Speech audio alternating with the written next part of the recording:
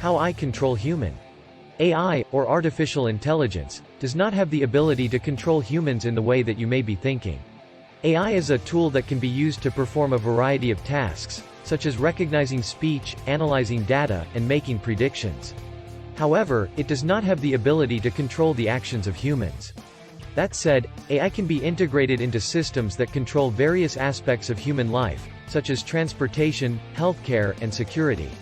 For example, AI-powered systems can be used to control traffic lights and self-driving cars, and they can also be used in medical diagnosis and treatment.